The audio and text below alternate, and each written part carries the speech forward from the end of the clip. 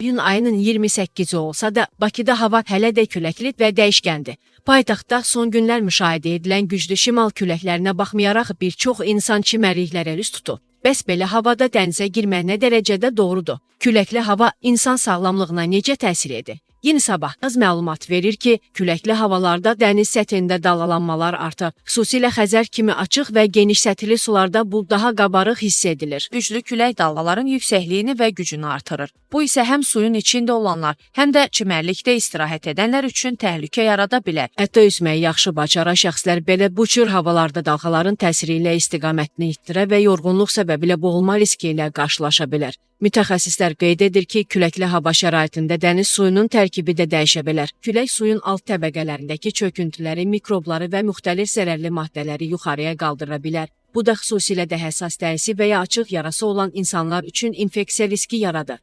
Külək həmçinin sahil boyunca müxtəlif tullantıların suya qarışmasına səbəb ola bilər. Gün olsa da külək dəniz sahillərində havanı xeyli soyudur. Suya girən şəxslər bədən temperaturunun sürətlə düşməsi ilə üzləşə bilər. Bu isə hipotermiya kimi təhlükəli vəziyyətlərin yaranmasına gətirib çıxara bilər. Uşaqlar və yaşlılar bu baxımdan daha risk altındadır. Nə vaxt dənizə girmək olar? Mütəxəssislər tövsiyə edir ki, güclü küləkli günlərdə dənizə girməkdən imtina edilsin. Əgər çimərlikdə külək 8 metr/saniyə və daha güclüdürsə, suya girmək risklidir. Dəniz suyunun şəffaflığı azalıbsa və sahildə qırmızı bayraq qaldırılıbsa, bu təhlükə siqnalıdır və çimmək qəti qadağandır.